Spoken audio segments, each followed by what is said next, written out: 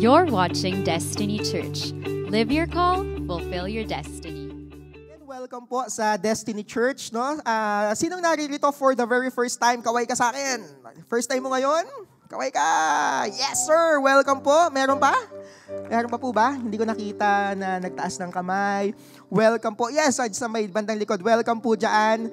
And doon po sa mga naka-tune in sa atin via Facebook and YouTube, welcome din po sa inyo dito sa Destiny Church. No? And if this is your first time, napadpad po kayo, napadaan kayo sa aming channel, welcome po and pwede po kayong mag-comment dyan ng FIRST, yung word na first, so that we can engage you and pray for you as well. So I hope na mangusap po ang Panginoon sa inyo ngayong araw na ito. Yan. Alright. And siguro po dun sa mga naririto for the first time po, no, first time yung naka-join sa amin, probably you're wondering and asking, bakit ba Destiny ang pangalan ng church namin, no? Well, for one, we really believe in that word. Naniniwala po kami that you being here is not an accident. It is destiny. Sabi mo sa katabi mo, destiny. Alright, it is destiny why you are here. Meaning to say, no, actually, I would like to read that passage. Jeremiah chapter 29, verse 11. Sabi dito, "For I know the plans I have for you, declares the Lord. Plans to prosper you and not to harm you, plans to give you hope and a future." No, dito po sa passage ito, napakaganda ng pagkakasabi, no, that our God is a God who has a plan. Right? He has a plan and amazingly, our God is not like man. Hindi siya natin katulad na yung mga plano nabibigo. Sino dito nagplano kayo magsiswimming hanggang ngayon hindi pa natutuloy? Magre-reunion tayo at hindi pa rin natutuloy ang plano. And we're thinking, baka naman ganun si Lord, katulad ng mga batchmates ko. Nagplano-plano, tas di naman matutuloy. But wait, God is not like that. He is not like us. Hindi po na tayo katulad ang Panginoon hindi katulad ng tao na nabibigo, sumasablay, nangangako, hindi natutupad. Our God is a God who has plans for you. And amazingly, sabi dito, no, anong klaseng plano? Plans to prosper you and not to harm you. This is not just talking about physical or material prosperity, but even our soul, our internal life be prospering as well, no? And napakaganda nung sabi dito, not to harm you, plans to give you hope. Sabi nyo nga, hope! Okay, bigyan ka ng pag-asa. Alright? Sa panahon na to na kung saan ang pag-asa ay medyo mahirap maabot at malimit na talagang hindi na makita, hindi maaninag kung nasaan yung pag-asa na yan. Right? God is saying here, I am the one who will give you hope. I plan to give you hope. Sa kabila ng lahat, sa kabila ng mga pagkakataon na ayaw na nating umasa, our God, He will not fail in giving you hope. Sabi mo sa katabi mo, huwag kang mawawalan ng pag-asa. Alright, napakaganda po ng pagkakasabi ng Panginoon dito, no? And here, dito po sa Destiny, naniniwala po kami na sa kabila ng lahat ng sablay, lahat ng palpak, lahat ng mistakes, lahat ng failures na nagawa mo sa buhay mo, gusto naming maunawaan mo na ikaw po ay hindi isang aksidente. You are not a mistake. You are not a failure. God has a wonderful plan for you. God has a destiny for you. Sabi mo sa katabi mo, welcome to Destiny. Alright, here we go. Sige, jump in tayo sa ating message ngayon. Oh, by the way, before tayo mag-jump in sa mismong message, I would like to give a very quick recap, no? Sa kung paano po, ano mga nangyari itong mga nakaraan. Last week, nag-resume po tayo nung series natin ng revision, the revision series. Kung naalala nyo po, we talk about ano yung series, ano yung mga points na napag-usapan natin? Believe, belong, become, build. Yan. Ulitin natin. One more time. One more time. Believe. Yeah, break it down. Okay, sige.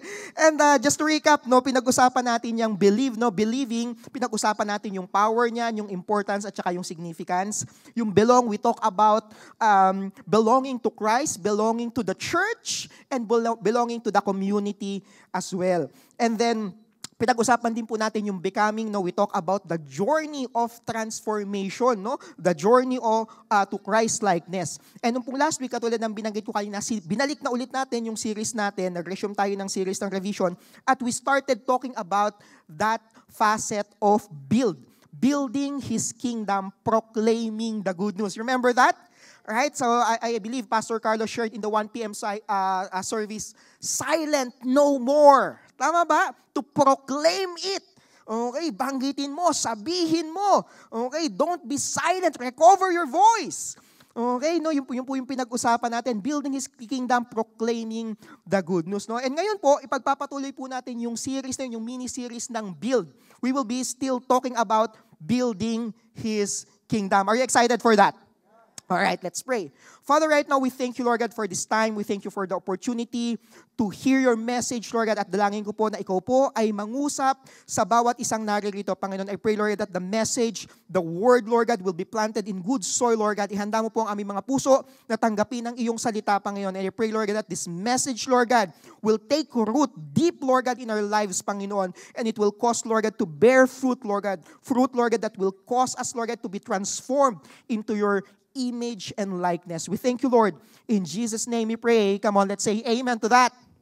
Amen. All right. And ang title po specifically ng atin pong mensahe ngayon about building His kingdom is Building His Kingdom Shaped to Serve. Ayan. Pag-uusapan po natin ngayon ang topic na ito, no? Alam niyo po, when we believe, no, nung tinanggap natin ng Panginoon, tayo po ay naniwala sa Panginoon, we belong to Christ. Okay, we belong to a family, no, to the church and to a community. And those who belong to Christ, no, they become a new creation. Tama ba? You remember that? Yung pag-usapan natin yon. When you believe, you belong. And when you belong, you're transformed into a new creation. There is transformation into God's image and likeness. And we entered into that journey, no, of Christ-likeness, of becoming like Christ. And ang question sa atin ngayon, no, ano bang ibig sabihin to become like Christ? Right? What is that, no? And I would like to read that in Mark chapter 10, verse 45. Sabi dito sa NIV, "For even the Son of Man did not come to be served, but to serve and to give His life as a ransom for many." No? Napaganda ng pagkakasabi dito na ang Panginoon daw po, no, ay naparito hindi para paglingkuran, kung hindi para maglingkod. Not to be served, but to serve and to give His life as a ransom for many. So, ibig sabihin, yung palang ibig sabihin ng being Christ-like. So, pinag-uusapan natin yung process ng becoming, process ng transformation, meaning to say, it's a journey of us, you and me, kasama yung katabi mo, sige, tingnan mo siya, kasama yung nilalang na yan, no? The journey of serving. Okay? The journey of being transformed into a servant. Okay? A follower of Christ is someone who will be serving, no? And napakaganda ng pagkakasabi sa 1 Peter chapter 4 verse 10. Basahin ito sa NIV. Sabi dito, "Each of you should use whatever gift you have received to serve others." Okay, sabi dito, tayo daw po, no, yung mga natanggap daw po natin na gift, no, ito daw po ay gagamitin natin in order to serve others. So meaning to say, no, bawat isa po sa atin, we receive a specific skill sets, talents, mga, hindi ko po alam, no, mga na-receive nyo. May mga na-receive ba kayo? Maaaring hindi mo pa alam ngayon, pero ikaw po ay nakatanggap na may binigay ang Panginoon sa iyo na specific na gifting. At yan daw po ay ibinigay ng Panginoon sa inyo para saan? In order for you to serve. And to serve, it means to become more like Christ. Christ-likeness. So yung mga giftings na meron tayo kanina po, nakita nyo, may mga kumakanta po dito. Kaya yun yung giftings nila. Okay? Ako po, wala po ako nun. Yun ay hindi siya kasama sa whatever gift that I received. So I cannot use that to serve others. Baka pag ginamit ko yon, hindi mukhang service ang ginagawa ko, no? Mukhang panggugulo sa mundong ibabaw. So, sabi nga ng anak ko, no, ang kaya pala, one time, sila lahat kasi kumakanta, so okay yung mga boses na yung tono nila.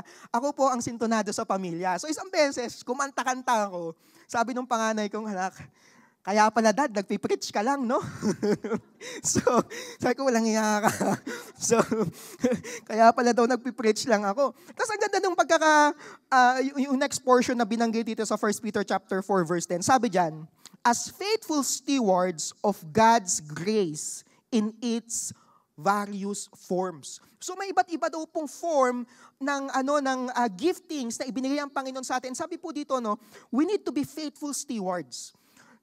Doon sa ibinigay ng Panginoon. Ano ibig sabihin nun? Katiwala. So meaning to say, ang lahat ng na-receive natin na giftings, ano yan? Kumakanta ka, kanina may mga sumasayaw dito sa gilid, gift nila yun. May mga may bahista dito, may drummer, may may makikita ko, may mga ngumingiti po, doon pa lang sa labas. Gifting yun, hindi po kasi lahat magagandang umiti. Yung iba, medyo, iba yung ngiti, nakakatakot eh. Pero may mga tao na, gift yun. Hindi kasi lahat ng tao ganun. May mga gift na talagang taga-masid. Yung makita yung mga shield natin dyan, nakatingin, nagbabantayan. Yun yung gifting nila, meron silang ganung capacity. Meron silang tenga, alam nila kung paano pagandahin ang mga tunog. Yung mga pumipihit dun sa likod. Nag-aayos ng ilaw, nag-aayos ng mga presentation na yan. Mga gifting yun, maalam ka sa social media, maalam ka sa design. Gifts yun. Okay? Marunong ka maghati-hati ng mga tinapay doon sa bandang likod. Gifting yon kasi hindi lahat pag hinati yung tinapay, sumasabog eh. So, alam mo yun, those are gifting. Sorry na, or naghahaluan ng mga spaghetti dyan. Ano pa ba? Sa kids church, no? Mag-alaga ng mga bata, magturo sa mga bata. It's a certain form of gift, no? And sabi po dito, ito daw pong gift na na-receive natin, ito daw po ay as faithful stewards of God's grace in its various forms. So we need to be stewards. Yung handling ng gift na ito, no? Sabi dito, God's grace. It is by God's grace. Ano yung grace? It's an enabling power. God will enable us in order for us to use these giftings. Alright? Marunong kang magsalita, marunong kang makipag-usap sa mga tao, makapal ang mukha mo. Gift po yun. Tingnan mo yung katabi mo. Yan, gift yung mga yan, di ba? Hindi sila nahihiya. Pagka nakipag-usap, talagang may ganun. And those are gifts and those are various forms of gifts. And gusto ko pong banggitin itong portion na to, no? Hear this. When we talk about, last week, pinag-usapan natin yung proclaiming the gospel. You speak it out. Silent no more. Sabi mo nga, silent no more. Alright? And we talk about advancing and building the kingdom of God. You are talking about not being silent. You proclaim it. Okay? But here, I would like to say this, no? Sabi dito, building and advancing the kingdom of God involves not only proclaiming the good news, but also demonstrating it through serving. Not just proclamation, but also demonstration. Right? Katulad ng sinabi dito, ang Lord daw, no? He came to serve, okay? And to give His life as a ransom for many. Meron pong, sa isa po sa mga class ko, sabi ng professor ko, pakinggan nyo tong song na to, ang pamagat ng song ay, Buhay Kristiyano'y di hallelujah lang. Yan. So, basahin ko po, hindi ko kakantahin, katulad na sinabi ko sa inyo, wala akong gift na na-reserve patungkol sa bagay na yan. Pero tutulain ko na lang. Pwede ba yun? Okay. Sabi dito, ito pong chorus yung babasahin ko. Si Butch Charvet po. Hindi po Butch Porto. Butch Charvet po. ang nagsulat nito. Sabi niya, buhay Kristiyano'y di hallelujah lang. Maging bahagi ka ng pagtulong sa lipunan. Panalangin ay tama din naman. Lalo na't may gawa at di lang sa salita. When you talk about being a Christian, you talk about being a follower of the Lord, you talk about serving, hindi po ibig sabihin nun ay pupunta lang tayo sa church, taas ng may hallelujah, praise the Lord, and that's it. Magsasalita lang tayo and that's it. Hindi lang siya lip service, but it involves putting work in it. No? Sabi nga, buhay Kristiyano'y di hallelujah lang. Alright, so in order for me to expound sa bagay na to, no, you building the kingdom of God shaped to serve, I would like to read a very specific passage in Luke chapter 10, verse 25 to 37. Sabi ng NIV, no, basahin ko po itong passage na to. Sabi dyan, on one occasion, an expert in the law stood up to test Jesus. Teacher, he asked. Oh, by the way, biglang ko na ng context. Ito pong portion na to, ito yung time na si Jesus, he sent out the disciples already to preach, okay, and to cast out demons, to heal the sick people. So, sa madaling stop, people are recognizing Jesus that, like, oh, may kakaiba to sa tao na to. So, one day, meron daw pong expert in the law who came to Jesus and stood up to test Jesus. So, ang goal niya is to test Jesus. Ito yung tanong niya. Sabi niya, Teacher, he asked, what must I do to inherit eternal life? Alam niyo po, yung usapang eternal life, sa culture nila po, ito ay madalas na nagiging debate. Ito po ay tampok ng na discussion sa kanila. So verse 26 sabi diyan, what is written in the law? Sumagot si Jesus. How do you read it? He answered, sumagot yung mama, sabi niya, love the Lord your God with all your heart and with all your soul and with all your strength and with all your mind, and love your neighbor as yourself. Sumagot si Jesus, sabi niya, you have answered correctly, Jesus replied. Do this and you will live. So, very basic, no? Love the Lord, love your neighbor. Kaya lang, ito pong teacher of the law, sa verse 29, medyo nag-go beyond siya, sabi niya dito. But he wanted to justify himself. So, ang goal niya, patungkol sa sarili niya. So, most likely, medyo narcissistic or self-centered itong teacher of the law na ito. Kasi he wanted to justify himself kasi baka hindi niya nagagawa yung love your neighbor as you love yourself, no? So, ito yung sabi niya. So, he asked Jesus, and who is my neighbor? Sabi Jesus, love your neighbor, love God, love your neighbor. Sabi niya, parang hindi ko nagagawa yung love your neighbor. Lord, sino yung neighbor ko, Lord? Sinong neighbor ko? Yung mga kapitbahay ko lang talaga, tutunay. Ano ang kapitbahay yung tinutukoy mo? Yan. So ngayon, si Jesus, sumagot siya, sabi dito. In reply, Jesus said, nagbigay na siya ng parable. At dito po tayo iikot, no? Dito iikot yung ating discussion sa parable na ito, no? The parable of the Good Samaritan, if you know the story, no? And I would like to read it. Sabi sa verse 30. In reply, Jesus said, ito nga yung sagot ni Jesus dun sa lalaking nagtatanong, sino po ba ang aking kapitbahay? Ang kapitbahay nyo. Okay? Sino ang kapitbahay nyo? Right?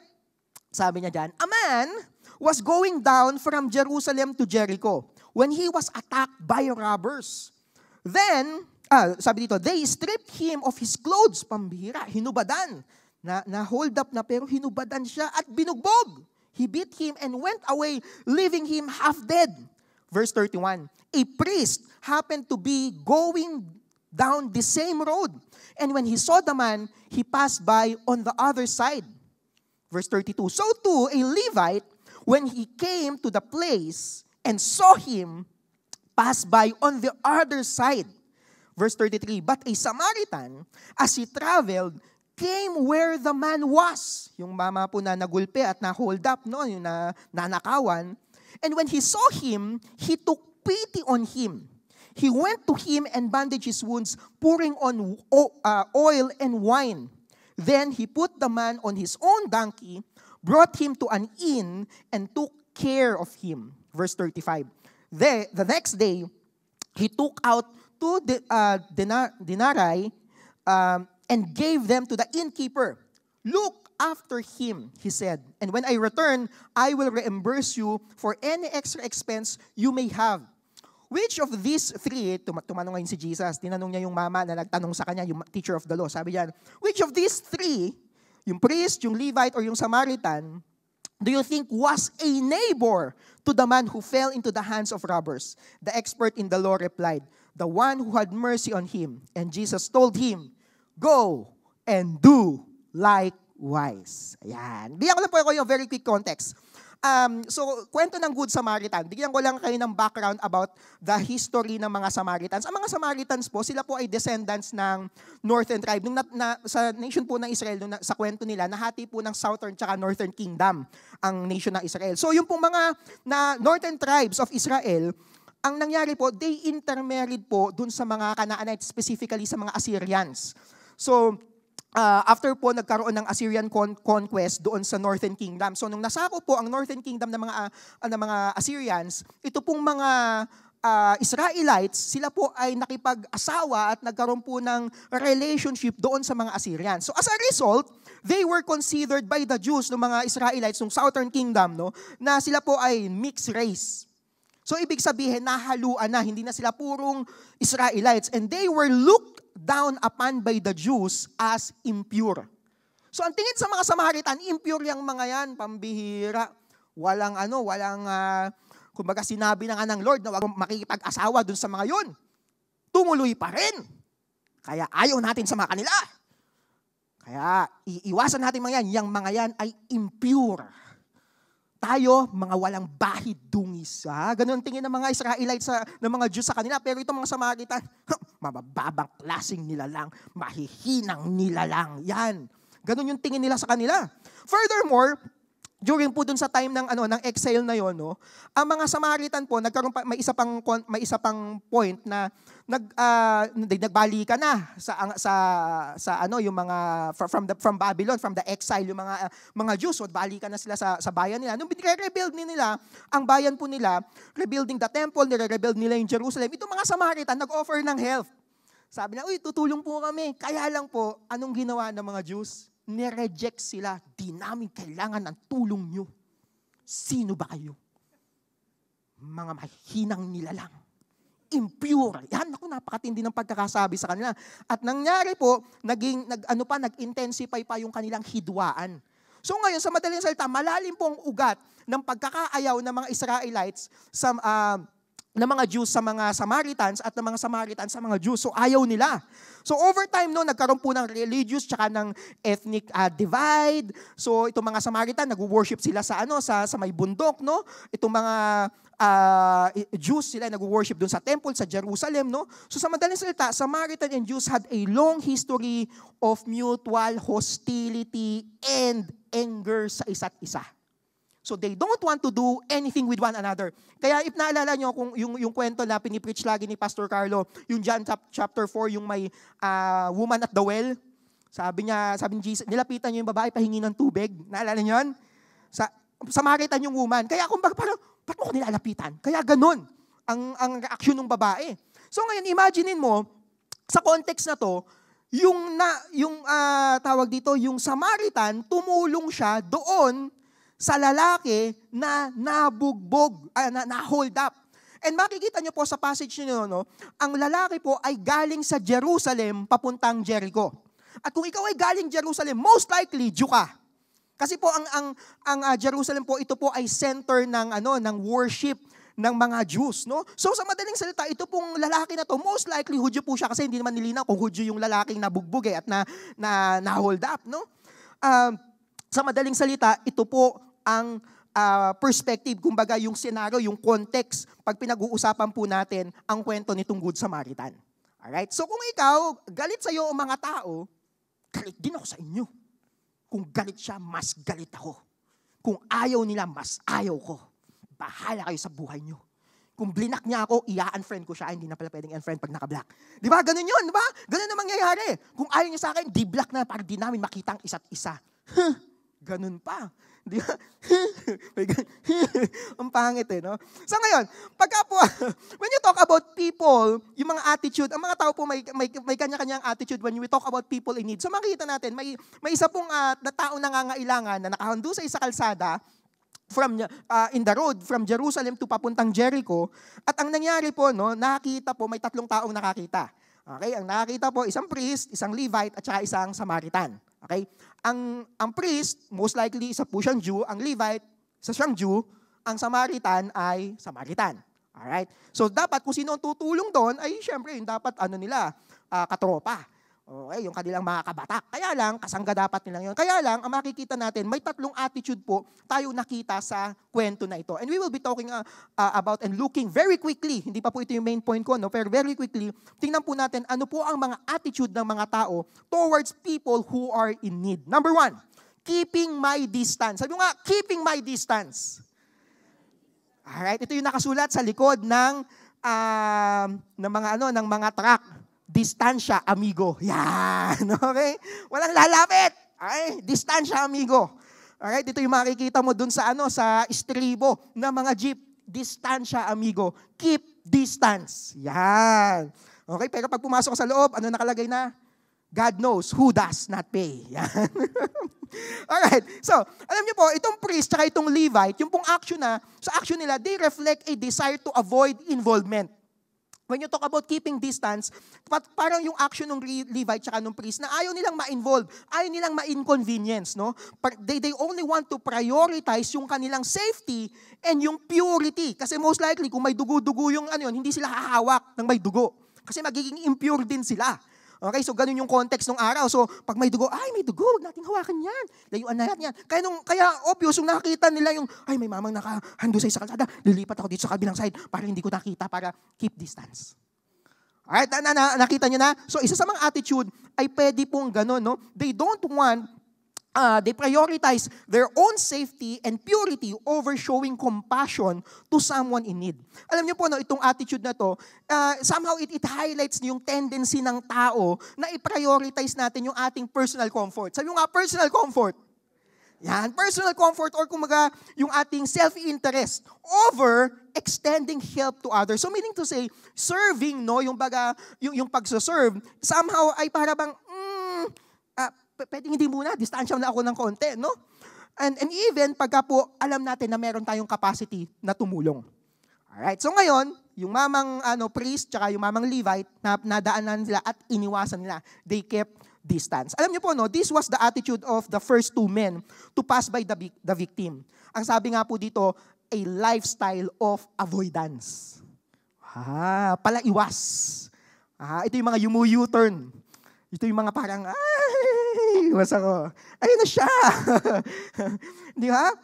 Gising ka ng maaga para hindi ka makita ng roommate mo. Kasi alam mo may tatanong siya sa'yo. Pag naandyan na yung classmate mo sa school, iiwasan mo siya kasi magpapaturo siya sa'yo. Okay? Ayaw mo maabutan ka ng nanay mo sa bahay kasi pagliligpitin ka ng pinagkainan. Di ba? At ayaw mo sa work na makita ka ng boss mo kasi baka uutusan ka na naman. Ayaw natin ma-inconvenience. We would like to avoid stuff in our lives. No? And when we're living this way, we tell ourselves, ito yung mga sinasabi natin sa sarili natin, don't get too close to people. We may have to help them. Ayaw ko masyadong dumikit dyan. Baka kailangan kong tulungan. Lalayo na ako. Keep my distance. We try to keep all relationships superficial. Alam niyo po yun ang ginawa ng social media ngayon. Ang dami mong friends, pero pwede mong isang click lang, alam mo, pwede mong hindi sila makita. Hindi mo makita na may pinagdadaanan yung tao. Pwede mong, anong ginagawa? Minumute yung story. Minumute yung story, i-unfollow, i-archives. Or basta yun, alam nyo na kung ano yun. So, sabi nga, ganun daw nangyari, and we try to keep all our relationships na superficial lang. If we keep everyone at arm's length, we won't have to get involved and can avoid getting hurt as well. And alam niyo po, meron pong isang kwento patungkol po sa isang lalaki na nandun po at nakatayo sa may bus station, no? Crowded bus. Nakatayo sa isang crowded bus. Nasa loob po ng pampasaherong sasakyan. Sabi po sa kwento na to, a young man standing next to him asked, "What time is it?" Yan. May gano'n na ba sa inyo? Minsan, may magtatanong sa'yo, "Sir, ano pong oras na?" Yung minsan may naglilinis. "Sir, ano pong oras na?" Parang siguro, tine-check na, magta-time out na ba ako or whatever. So ngayon, dito, sa context na to, may gano'n na lumapit. Sabi nung mas batang lalaki, sa isang matandang lalaki, "What time is it?" The old man said nothing as the young man walked away. The old man's friend, so may kasama pala siyang kaibigan, asked, sabi ito, "Why were you so rude to the young man?" The old man answered, "If I have given him the time of the day, he'd want to know where I am going. Then we might talk about our interest. If we did that, he might invite himself to my house for dinner." Layo na nang narating yan, ng kainan sa bahay. "If he came to my house, he would meet my lovely daughter. And if he met her, they would have both fall in love. And frankly, I don't want my daughter marrying someone who cannot afford a watch." Ang layo na nang narating. So sabi niya, ayaw kong tumulong na ibigay yung oras kasi baka ganito na mapunta. So that's why we keep people at bay, at distance. No? We live in a world of people who don't want to be bothered. In recent years, nagkaroon po tayo ng tinatawag na yung word na kukuning. Okay, pagpasok ng kukun. Na-develop po yan. And this is an increasing desire to isolate ourselves. It's possible and common to drive into our gated community, papasok doon, right past our neighbors, hit the garage door open, and then pull our vehicle into it. And then after that, pagpasok ng bahay, never speaking to any other person. And now, we do our online banking from home, communicate through email, shop online, get dinner at a drive-up window, and when we finally use the phone, we talk to an automated system. Naging gano'n na, parang ayaw na natin. Okay? And apparently, if we keep our distance, sabi nga dito, if I keep my distance, I don't have to see or be confronted with the pain and needs of those around me. Meaning to say, out of sight, out of mind. Kung hindi ko sila nakita, hindi ko nakausap, if I kept my distance, out of sight, out of mind. Umiiwas na lang tayo. Okay? Given po dun sa context na binanggit ko kanina, yung lalaki is traveling from Jerusalem to Jericho. Gusto ko lang din po kayong bigyan ng linaw dito. Ang Jerusalem po is, yung Jerusalem to Jericho, dalawang city po yon. And pagka po magta-travel ka doon, ang Jerusalem po medyo nasa mataas ang elevation. I think mga nasa around 2,000 plus above sea level. So mataas yung location niya. Hill, nasa may medyo hill siya. So ngayon, Jericho nandun sa may valley, sa may baba. So mababa yung elevation. Tapos, winding po yung road. At parang bitukang manok yung dadaanan. So sa madaling salita, kung ikaw ay dadaan doon, steep yung dadaanan mo, tapos madaming paikot-ikot doon, madaming posibilidad or opportunity yung mga bandido, yung mga masasamang loob na makapagtago.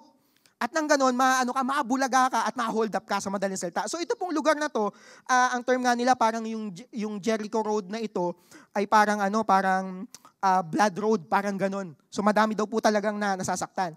So ngayon, given that case, and yung lalaki po na galing po dun sa Jerusalem ay galing sa Jerusalem, most likely itong lalaki na to ay isang Hudyo at galing po siya doon nakita niya sa Jericho Road, most likely iiwasan ko na lang talaga. I will keep my distance, no?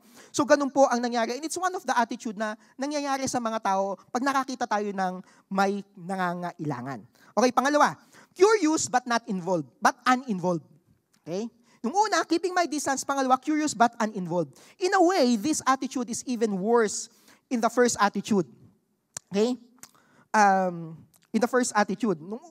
In this second attitude, we acknowledge the need through our curiosity, but we don't want to do anything to help. You can see this attitude in any traffic jam. Pag may traffic, bakit kaya may traffic? May banggaan doon. Ano yun? May osisero, totoo yun. Parang, ngayon, ang nangyari pala doon sa mga nasa unahan, di, syempre, matakbo, kahit naigilid na yung nagkabanggaan, yung na-aksidente, ikaw bumabagal ka pa. Bababa pa yung window. Tapos, nilalapit mo pa ng konti yung sasakyan mo doon. So, yung mga nasa likodan, beep, beep, beep, beep, ikaw naman, dahan-dahan pa. Uy, grabe. Tapos mag-uusap pa kayo doon sa mga nakakasama mo sa loob, no? Grabe nangyari doon. Siguro kamote driver yan, kaya ganyan yan. So, ang dami nang nangyari. Tapos, eventually, saka pa lang aarangkada, nag-traffic na sa likod. Madami nakita kung tumingin, curious sila, pero wala namang ginawa para tumulong. Okay? So, ganun po ang possible na ginawa nitong dalawang tawag dito, yung priest tsaka yung Levite. Pero yung pangatlo po na pwedeng attitude, no, is the attitude of treat others how I want to be treated. Ito pong third attitude is the one demonstrated by the Good Samaritan. And God has called every one of us, sabi mo, kasama ka. Sabi mo sa katabi mo, kasama ka doon. Okay? We are called, every Christian has been called to have the attitude of the Good Samaritan. Meaning to say, serving and following Christ go hand in hand. When we follow the Lord, if we would like to become, when we believe, when we belong, when we become like Christ, and we would like to build His kingdom, you're talking about serving as well. Like the Good Samaritan. Hand in hand yun. Hindi pwedeng, I want to believe, pero I don't want to serve. Hindi ganun yun. When you believe, you belong. When you belong, you become. And when you become, you build. And part of that is serving. Are we there? Na nakikita nyo na yung connection ng apat na yon? When you believe, you belong. When you belong, you become. And when you become, you're part of building God's kingdom. And part of that is serving, lending a hand to the people around us. Ngayon, ang tanong, hindi naman natural sa atin na gusto nating maglingkod talaga eh. Yun nga, minsan gusto ko na lang dumistansya. Ang daming nagpa-prank ngayon eh. Baka napaprank lang ako. Daming scammer ngayon. Baka na-scam lang ako. Pastor, paano bang gagawin ko? How do I know? Okay? 4 na bagay. And dito po ako magtatapos. 4 steps to serving the needs of people the way Jesus would. 4 na bagay. At dito po ang ating 4 major points, main points ngayong hapon na to. Are you ready and excited for this? Number 1, start seeing the needs of people around me. Sabi mo nga, start seeing Alright, sabi sa Luke chapter 10 verse 33, NIV says, "But a Samaritan, as he traveled, came where the man was, and when he saw him," ayun, nakita. Tanong yung katabi mo, nakita mo ba? Ayan, okay? Alam niyo po, no? Kindness always begins in the eyes. Sa ating mga mata. We have to see the need first. You cannot care until you are aware. You will never care up until you are aware. Kaya ka walang care. Di ka aware. Di ba? Mag-high pitch na tuloy ako ngayon. Sige, nataas ng boses ko. And the Bible tells us na itong tatlong lalaki na to, lahat sila nakita naman nila eh. They saw the guy in need. In some way, no, they are ahead of us because tayo po, no, we don't see a lot of times. Hindi ka agad natin nakikita. Bakit? Ba't di natin nakikita? We are moving so fast through life that we literally miss seeing the needs around us. Ang dami nating ganap. Okay, pag naghanap ka sa ng job, lagi sinasabi, fast-paced environment. Di ba? Fast-paced talaga, mabilis ang lahat. Oh, may gagawin dito, may gagawin dyan. O dito, ganyan. Stapleran to, pati kamay mo, stapleran mo na din, dali. Di ba? Ang daming ganap. Okay? And we live in tayo po, no, as human, alam natin na itong mundo to, is just a broken world. We live in a broken world. And there are wounded people all around us. You just don't see them. Okay? They may not have physically beaten or bruised. Maaari hindi siya, talaga bang lahat tayo nakakita na ng mamang ginulpe, hinubadan, na halos mamatay-matay na sa daan, tapos biglang, ay, nadaanan ko. Opportunity, tapos tayo lahat maghahanap ng gusto. Samaritan, nasa may nabugbog dito. Mula, bibihira mo makakita ng ganun. Siguro, ilan sa atin lang nagkaroon na experience ako kung meron man. Okay? It's very unusual. Pero sabihin ko po sa inyo, they may not have physically beaten or bruised, but they have beaten by life and bruised by their circumstances. Maaari hindi durog physically, pero durog ang puso. Maaari hindi sugatan sa panglabas, pero sugatan ang kanilang kalooban. Hindi mo alam tumitibok pa ba yung puso ng taong nakangiti sa harapan mo. Ang dali magmaskara sa panahon ngayon. Pero hindi mo alam yung puso ng tao na yung confetti na, ang dami na nakasugat. Durog-durog na, hati-hati na. Tapos lumapit lang sa'yo, pre, hindi, wag ako ngayon, busy ako ngayon. Bakit? Busy natin eh. Why we don't see? Busy tayo.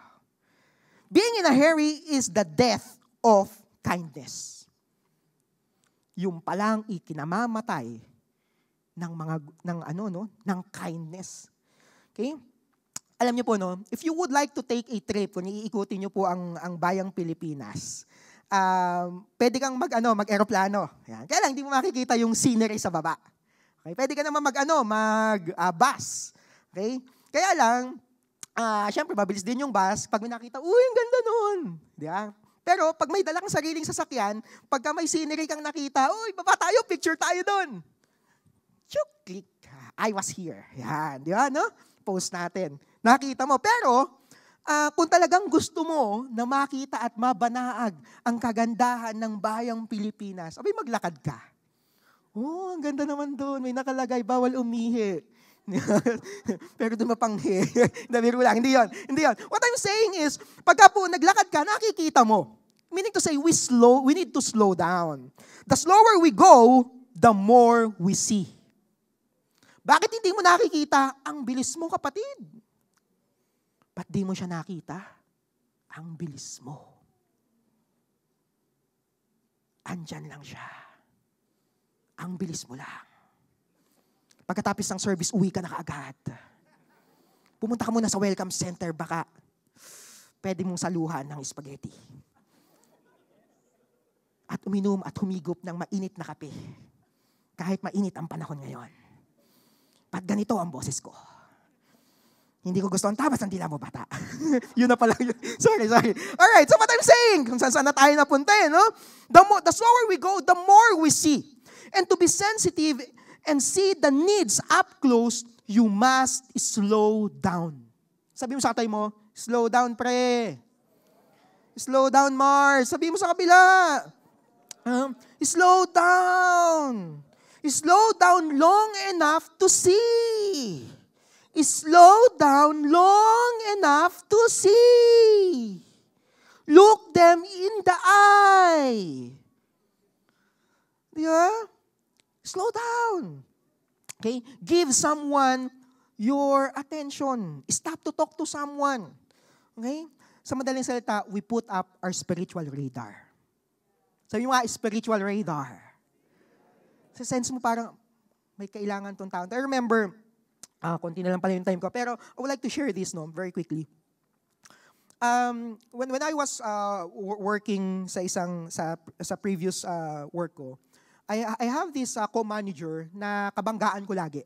Kakabanggaan. Hindi kami nagsisi eye to eye nitong co-manager ko na to. And then, one time, nasa parking lot na kami, andun siya, tapos paalis na ako. Ayoko siyang, I want to keep my distance. I want to do anything with this co-manager. Hindi ko gusto attitude niya, hindi ko gusto datingan niya. Paalis na ako dito. Sakay na ako sa sakyan. Pero nang-usap ang Lord. Sabi ng Lord, baka lapitan mo yon yung co-manager mo. Tapos tanungin mo siya, how can I pray for you? Kung Lord, tingnan mo pag-pray yung taong yan. Ano yun? Bad trip ka eh. So, keep my distance. Okay? Pero, alam mo yun, ang Holy Spirit, pag hiningi mo kay Lord, Lord, help me put that spiritual radar. Help me sense the people around me. So, itong tao na to, maangas lang siya, pangiti-ngiti, mukhang walang problema. Mas mayaman siya, matangkad, guwapings, pero mas gwapo ako, parang gano'n. So ngayon, bumaba ako ng sasakyan, bumaba ako doon, tapos nilapitan ko siya. Paalis na din siya, supposedly, pasakay na din siya, tapos sabi ko, bro, how can I pray for you? Tinanong ko lang ng gano'n. Tapos sabi niya sa akin, seryoso ka, tol? Sabi ko, Lord, sinabi na nga ba, yung kausap to eh. Sumagot ako, yes. How can I pray for you? You have some specific prayer request? I would like to pray for that. Hindi nga tol, seryoso ka? Seryoso ako. Let me know. I would like to pray for that. Tapos umiyak. Tangkad na mama, guwapings. Umiyak. Tol, sabi niya, tindi ng pinagdadaanan ko ngayon. Sabi niya, tol, tindi-matindi pinagdadaanan ko ngayon. Pag-pray mo ako. Tapos, sige, alis na ako. Siyempre, alam mo yun, yung awkward moment ng dalawang lalaki sa may parking, di ba? So, alis na siya, ganun. Tapos, alam mo, pag nasa manager ka sa work, dapat may facade ka. Keep distance tayo, amigo. Pero somehow, nung isang beses nagkita ulit kami, sabi niya, bro, may isang project na kailangan magkasama kami na pupunta. And then when we went there, nakasakay kami sa, I think nag-grab lang yata kami noon because of the traffic. We don't want to be, ayaw namin mag-drive for one another. So nag-grab kami. So, tapos naman nasasakyan, punta kami dun sa, nakausap na namin yung client, etc. Tapos punta kami kumain kami ng lunch. Tapos during lunch, sabi ko, bro, kumusta pala yung how are you pala? Sabi ko, I kept praying for you. Sabi niya, tol, umiyak na naman. Sabi niya, tol, wala nakakaalam nito. Sa kwento, grabe pala yung pinagdadaanan niya. Sabi niya, tol, yung girlfriend ko, magpapakamatay. Actually, kanina nagmi-meeting tayo with our CEO. Ito yung nangyari, nagme-message sa akin, nagpakita ng video na nakatali na yung sa leeg, ganito, ganyan. Sabi ko, tapos hindi niya alam anong gagawin niya. Tapos, nung moment na yon, sinabi kong, how can I pray for you? May kumikilos pala ang Lord. And ngayon, hindi siya naging part ng Destiny, but he became part of other church and nagsaserve siya doon. Kalain mo, gagamitin pala ng Lord pagka hindi tayo nag-keep distance at start nating makita, may kailangan pa. Maring sa panglabas, di man siya mukhang nabugbog eh. Mukhang siya yung mambubugbog eh. Pero sa loob pala, durog. Put up your spiritual radar. Ask God to give you spiritual radar. Some people are born na talagang very sensitive, and we need to be sensitive with the people around us. Question, who have you come across in your life that God wants you to serve? Maaaring hindi taong nabugbog sa bahay. Si nanay, si tatay. Kung magulang ka, yung anak mo. Kapatid mo. Batchmate mo. Co-worker mo. Classmate mo. Groupmate mo sa project. 1 Corinthians chapter 10 verse 24 and the Amplified Translation says, "Let no one seek only his own good, but also that of the other person." Start by seeing the needs of the people around you. Start seeing. Amen? Pangalawa, sympathize with people's pain. Sabi sa Luke chapter 10 verse 33, yung nabinasa natin kanina, no? But the Samaritan, as he traveled, he came where the man was, and when he saw him, hindi lang nakita, he took pity on him. It's not enough to see others' needs. We must feel the emotions as well, their emotions. Okay? Yung binasa nating passage kanina, no? When the Samaritan saw the wounded man, he had pity on him. And the Bible says, no, sabi nga sa Romans chapter 12, verse 15, no, we weep with those who weep. Okay? Ang question is, how can we increase our capacity to sympathize? Paano ba tayo nakakaram? Paano ba tayo makikisimpatya sa ibang tao? We must first give up our prejudices. Ano yung prejudices? Yung prejudgment mo. Yung preconceived idea mo sa tao na yan. So, ang tingin ko, kunyari, yung tinignan ko na yung co-manager ko na yung tingin ko dito, wala, maangas lang to eh. Pag nilapitan ko to, ayaw naman akong kausapin ito eh. Baka sabihin lang, gusto kong sulutin yung isang project niya or blah, blah, blah. Kung may ganun yung prejudgment ko, ay hindi ko nalalapitan yan. Hindi ako makikisimpatya sa kanya. Okay? And sabi dito, we need to stop making assumption about others. Okay? May makilala ba kayong mga lady of assumption? Ang daming assumption sa buhay. Assume ng assume. Okay? And alam niyo po, no, it's si Jesus, no, making the Samaritan, do sa story na yun, the hero of the story. Grabe po, shocker po yun para sa mga taong nakadinig, especially the teacher of the law. And we must begin to see the people around us as Jesus sees them. Okay, maaring, kunyari, isang homeless na tao. Okay, those people, they matter to the Lord. Okay, ano pa? Yung mga tao sa opisina nyo, katulad ng kwento ko, classmate mo, kasambahay mo, family member na talagang nahihirapang pakisamahan, no? Ano pa? Kung gusto po natin na maging true servant, we must care about what God cares about. And He cares about people. Again, ang buhay Kristiyano ay di hallelujah lang. When we talk about advancing and building the kingdom of God, you're talking about proclaiming and demonstrating. We demonstrate it, we show it. Okay? And ngayon, magpe-pray tayo kay Lord. Pagpe-pray natin na, Lord, tulungan niyo po ako na makita, maramdaman. Lord, break my heart for what break yours. Nalulungkot ka sa mga tao na to, Lord, pakita mo sa akin. Pag-pray natin yon. Lord, gusto kong makuha how to sympathize with other people. We must also learn to listen. Sabi mo nga, listen. Right? Alam po, itong generation na to, bumaba na ang listening skill. Okay? Ayaw na nating makinig. Okay?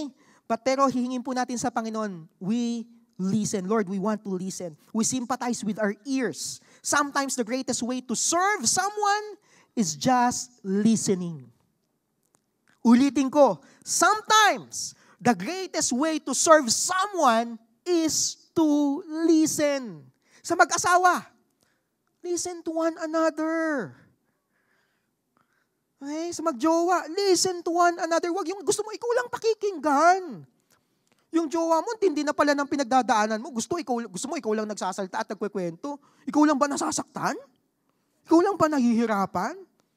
Tanungin mo siya, kumusta ka ngayon? Honey, sweetie pie, honey bunch, how are you today? How's your work? Hindi mo alam, tindi na pala ng pinagdadaan. Grabe na pala yung anxiety ng kasama mo na yan. Pakitang macho lang, pero ang tindi na ng pinagdadaanan. Are we there? Sabi mo sa tayo mo, listen! Tandaan niyo po, behind every need is a story. Behind every need is a story. There is a story behind it. May kwento yung mga yan. In Luke chapter 10, no, makikita po natin doon na hindi ko nababanggitin yan. Okay na yon. Basahin ko lang to, no. Galatians chapter 6 verse 2.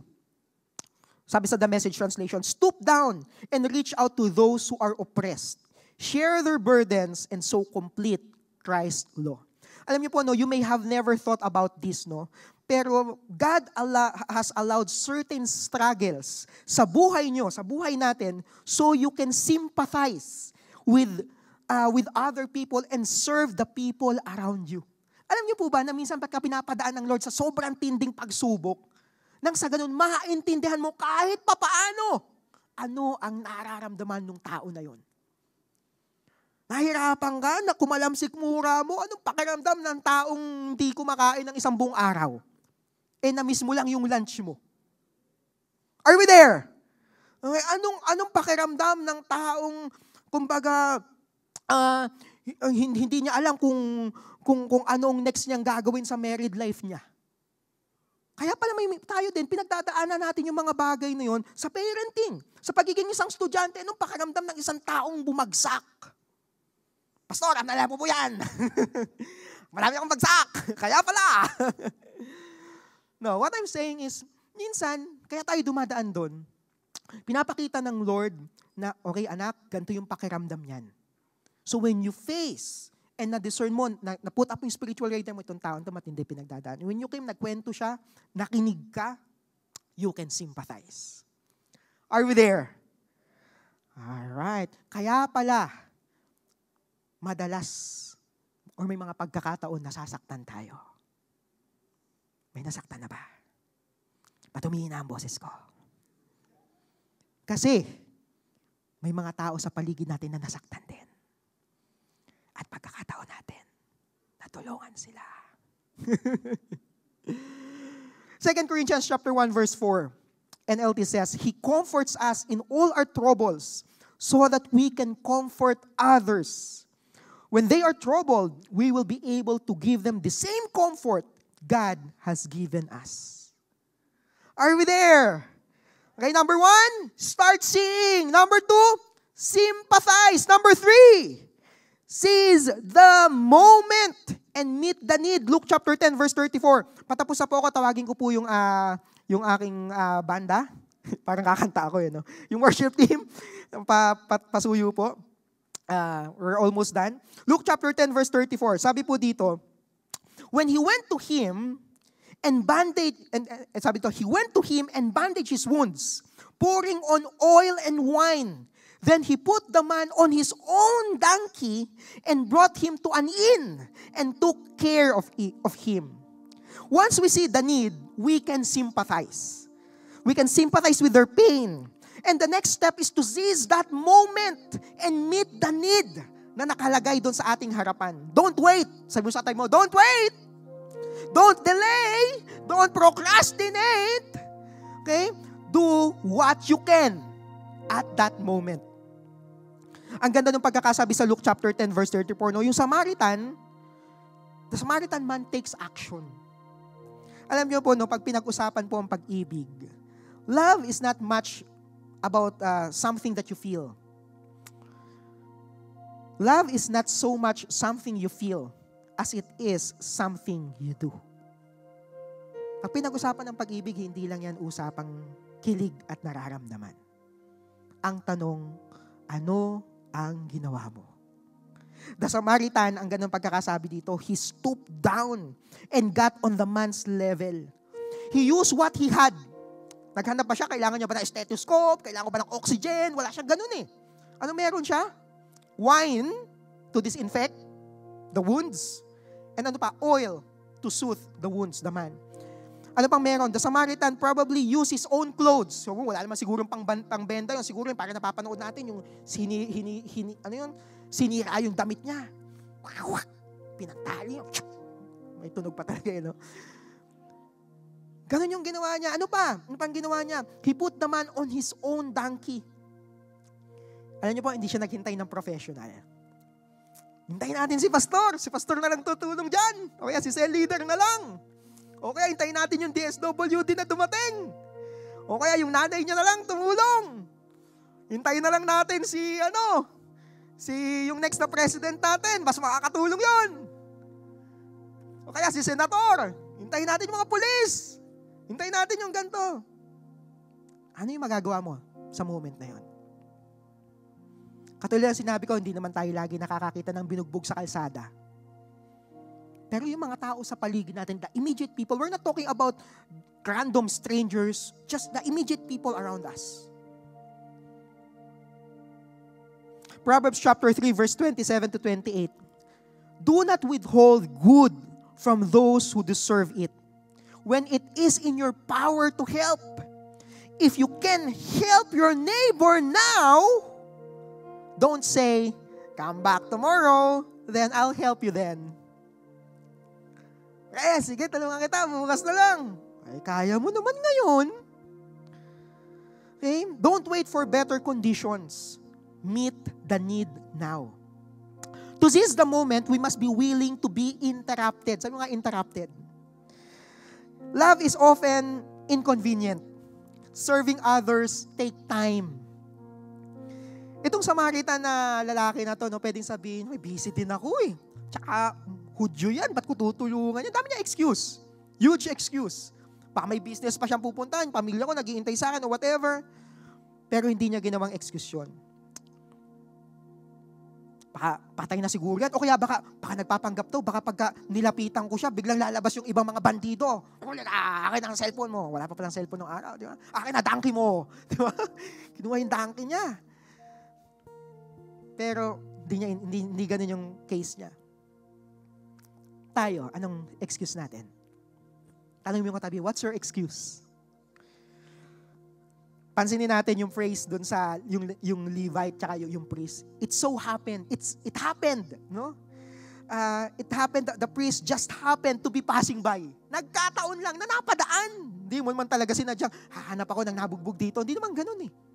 They happened to pass by. What often seems like chance sa buhay natin is a God-engineered encounter. Sinadya ng Panginoon. Tandaan nyo, pangalan ng church natin ay Destiny. At hindi aksidente na nag-cross ang landas mo at ng taong yan. Hindi aksidente na nag-cross ang landas nyo. God intentionally places people in your path. They are divine appointments. To seize the moment, we must be willing to risk. To be a servant, you must move against your fears. Imagine the fears the Samaritan may have had. What if the robbers were there? What if he's faking it? What if he rejects my help? Baka tanggihan niya ako. Baka pag nag-offer ako ng help, baka ako pa mapahiya. Or baka, kaya ko ba talaga? May maitutulong ba ako? Sino ba naman ako? Yan. We often don't want to get involved with other people's pain and brokenness because, most often than not, it reminds us of our own pain and brokenness. That's why it's very important to come to Jesus, to believe in Him, to belong to Him, and to become like Him. Yung pain and brokenness that we have, the Lord can heal those so that you can bring healing and serve others as well. Proverbs chapter 3 verse 27 to 28 sabi dito, never walk away from someone who deserves help. Your hand is God's hand for that person. Don't tell your neighbor, maybe some other time, or try me tomorrow when the money is right there in your pocket. Uy, pastor, pwede pa palang manghiram ng pera dito ah. Oops. Actually, may kasunod po na passage siya sinabi doon. Just a note. Verse 29. Don't figure ways of taking advantage of your neighbor when he's sitting there, trusting and unsuspecting. Tutulong, pero wag mong gagantyuin. Huwag kang magte-take advantage. Tandaan nyo, Destiny. Let's put our spiritual radar. Kasi may mga lalapit, may na ospital po si lola, si nanay, whatever. Pahingi po, GCash, eto. Yung pala lahat hininga ng ganun. Malaman mo, wala palang lola, wala palang nanay na may sakit. Lord, put our spiritual radar so that we can sympathize, so that we can help. Are we there? Praise God. Last, number 4, spend whatever it takes. Pastor, gagastos? May bill pa po akong babayaran eh. Well, let's see. Spend whatever it takes. Number 1, start seeing. Number 2, sympathize. Number 3, seize the moment. Number 4, spend whatever it takes. Luke chapter 10 verse 34 to 35. Yung nangyari doon, no? Di ba, kinuha niya yung lalaki, he took care of him, brought him to the inn. Verse 35, the next day, he took out 2 denarii and gave them to the innkeeper. Look after him, he said, and when I return, I will reimburse for you an extra expense you have. Alam niyo po, yung isang denarius, ang equivalent niya ay isang buong araw na sweldo. So kung 2 araw na sweldo. Di ba? So ganun yung gastos nung lalaki. Ginastos niya itong mama na hindi niya man kilala. You know, when you talk about serving, it begins seeing the need, sympathizing with that pain, and taking action. But you need to understand that there is a cost. There is always a cost to kindness and service. It usually requires a sacrifice of time, energy, a reputation maybe, or even money. Makikita natin sa passage na ito, grabe po ang ginawa nitong lalaki na ito, nitong Good Samaritan na to. Dinala sa inn, binayaran ng lahat, at hindi lang siya tumawag ng 911 at sinabing, need help po dito. Ang totoo naman, wala naman siyang mapapala doon eh. Nung araw, wala pang social media at pwede mong i-post para magkaroon ng views at i-monetize mo. Walang ganun nung araw. Pero grabe yung ginawa niya. That's why Paul wrote to Galatians chapter 6 verse 10, sabi niya dito, therefore, as we have opportunity, let us do good to all people, especially to those who belong to the family of believers. Personal question sa bawat isa sa atin. Did you walk past someone in need this week? May nadaanan ka ba na nangangailangan? Maybe you did not know they were in need because their pain was not physical. And maybe you were too busy to stop and find out how things were going. Well, take a step of action by getting involved in that. And tayo, no, dito sa church din, siguro pwede natin simulan dito, no? May mga ministry tayo. Katulad ang binanggit ko kanina, ang buhay Kristiyano ay hindi hallelujah lang. Sa church natin, no, pwede kang mag-involve sa ministry. Okay? Pwede kang tingnan na, ano bang gifting ko? Ano bang meron ako? Stop and consider what gifts and talents you have that our church needs and could use. Sa worship team, kunyari, tumakanta ka talaga. Ba, mahusay, magaling ka sa video, okay, 100 lagi score mo. Aba, gamitin natin yan. Okay, nagdadrums ka, pumapalo-palo, malakas kang mamalo, di ba? So, nakilala ba kayong ganon? Pag masaya, namamalo. Pag malungkot, namamalo. Pag galit, namamalo. Baka drummer yan. Sa production team, may talent ka sa sa sound, sa lights. May talent ka sa social media, sa management ng social media. Go ahead, go by all means. Sa designs, may talent ka to draw, to make designs, creatives. Go ahead, join them. Serve. Umiindayog ka? Baka meron kang TikTok account? Ipakita natin sa church ang ang mga sayaw nyo. Yeah, nakita nyo kanina, ang sumasayaw na lalaki, si Francis lang eh. Tama ba si Francis? Baka gusto nyo samahan sa mga men na talagang mananayaw dito. Fan ka ng Universal Motion Dancer tsaka Street Boys. Go ahead. Luma na no? Sorry. Or magandang ngiti mo. Welcoming. ang personality mo. Join the greeters. Okay? Gusto mong hawakan yung board na magwe-welcome ng church is not complete without you. Ang bira. We-welcome ka. Di ba? Pwede. Okay? Sabi nga ni Kuya Dan kaninang umaga, pwede ka maging part ng shield kung paborito mong laging nakasuot ng itim. Di ba? So, biro lang po, no? Join the shield, the security team. Yung welcome center, hospitable ka, you would like to welcome people. Sa kids church, by all means, support the kids church. Ito po yung next generation natin.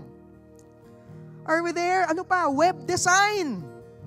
Yung website natin, developer ka, maalam ka sa sa mga platforms, go, help.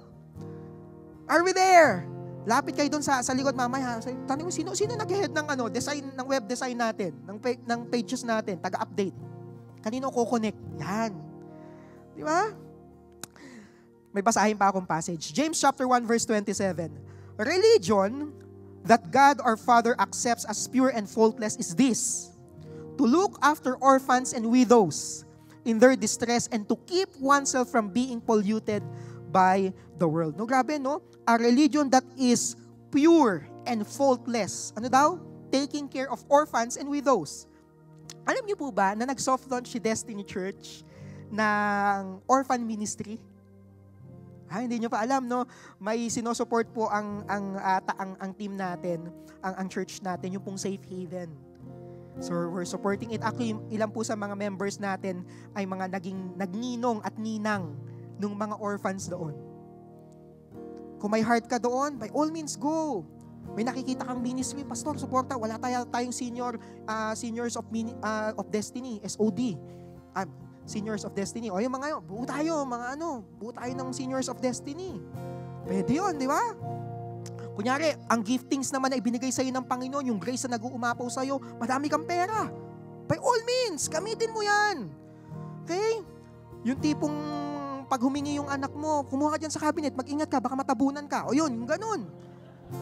No, what I'm saying is you have, binigyan ka ng Lord, ng resources. Use that to advance the kingdom. Are we there? Are we there? Grabe, no? Katulad ng binanggit ko kanina, buhay Kristiyano, di hallelujah lang. Maging bahagi ka ng pagtulong sa lipunan. Panalangin ay tama din naman. We're a praying church, by the way. Lalo na't may gawa at di lang sa salita. Building and advancing the kingdom of God involves not only proclaiming the good news, but also demonstrating it through serving. Young people, serve at home. Maghugas ka ng plato. Tiklupin mo yung kama. Yung pinaghigaan, yung kumot, mahirap tiklupin ng kama. Yung kumot, pagkatapos mo matulog, maglaba ka. Sa mga estudyante, magaling ka sa math, mag-tutor ka sa mga classmate mong hindi magagaling sa math. Huwag kang mag-angas na ikaw lang ang perfect, lahat sila, bionic, ikaw, nakuha mo pa yung bonus, yung lahat sila 75. Ikaw 105. Tulong ka. Serve. Are we there? Sa work, serve at your work. Sa mga may asawa, sa asawa nyo, serve. Okay? Serve your community as well. Basahin ko ulit. 1 Peter chapter 4 verse 10, sabi niyan, each of you should use whatever, sabi mo nga, whatever gift you have, whatever gift you have received from the Lord to serve others as faithful stewards of God's grace in its various forms.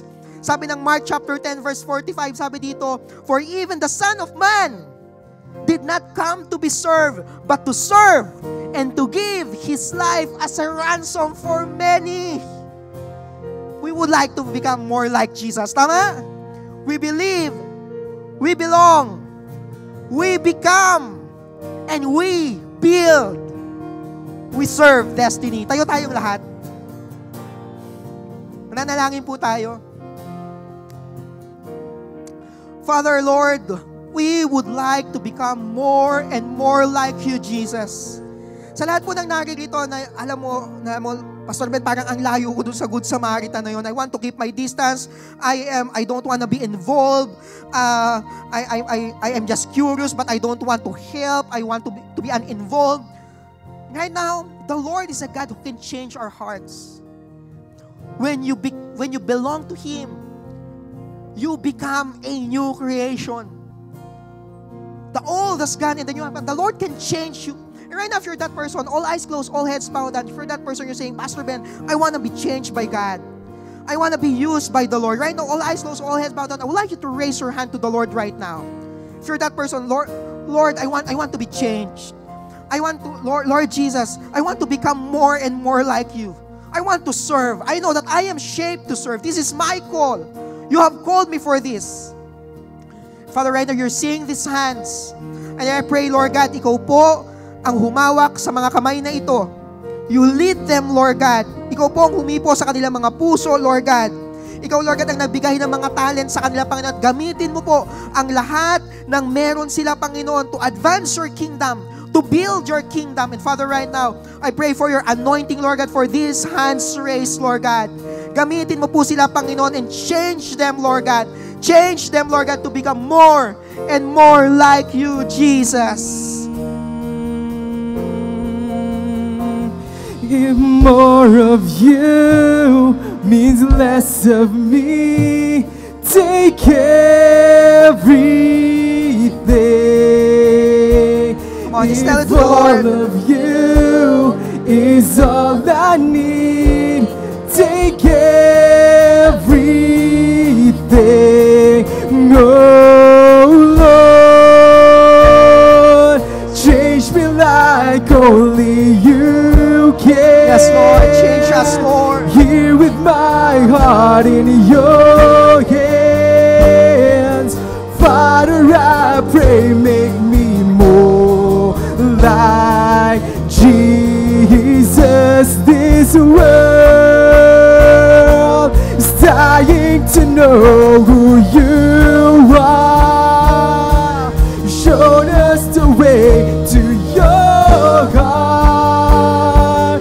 Father, I pray, make me more like Jesus. Yes, Lord, change me like only you can. Here with my heart in your hands, Father, I pray, make me more like Jesus. This world is dying to know who you are. Shown us the way to your heart. Father, I pray, make me more like Jesus. Be more like Jesus. We pray, make me more like Jesus. Yes, Lord. Father, this is our desire, Lord God. Transform us into your image and likeness, more like you, Jesus. In Jesus' name, Lord God, indeed, we are shaped to serve. And thank you for the privilege of being part of the church. Being part, Lord God, of advancing your kingdom, of building your kingdom. And I pray, Lord God, na lahat po ng gifts na ibinigay mo sa mga taong naririto, Panginoon, all the resources, ikaw po ang magyaman nito, Panginoon. Pagyamanin mo po ang lahat ng gifts, lahat ng talents, Lord God, ng bawat member ng Destiny Church, Panginoon. Kung saan man pong field sila, Panginoon, I pray, Lord God, for your favor to overflow, Lord, for your grace to overflow, Lord God, sa buhay nila, Panginoon. In Jesus' name, Lord God, in Jesus' name. In Jesus' name, Father, we thank you, Lord God, for this time. You're an amazing God. In Jesus' name, in Jesus' name. Right now, if this is your first time or matagal ka naming nakakasama, and you would like, you're saying, yeah, I want to serve as well. It starts with believing in the Lord. Right now, if you're that person, you're saying, Pastor Ben, I want to believe in Jesus. I would like to invite Jesus in my heart as my Lord, as my Savior. Kasama po yung mga kasama natin sa online. If you're saying, Pastor Ben, I want that. I want Jesus in my life. I want to believe in Him. It starts with that belief. Then you belong and you become the transformation, being part of the kingdom, building up the kingdom of the Lord. It starts with belief. Right now, if you're that person, you're saying, Pastor Ben, I want to give my life to Jesus. I want to believe in Him. Right now, I would like you to raise your hand and I would like to pray for you. Yes, saw that hand. Yeah. Yeah, saw that hand. Yes. Praise God. Praise God. And for those who raised their hands, I would like you to follow me in this prayer. Destiny, sabayan niyo po kami.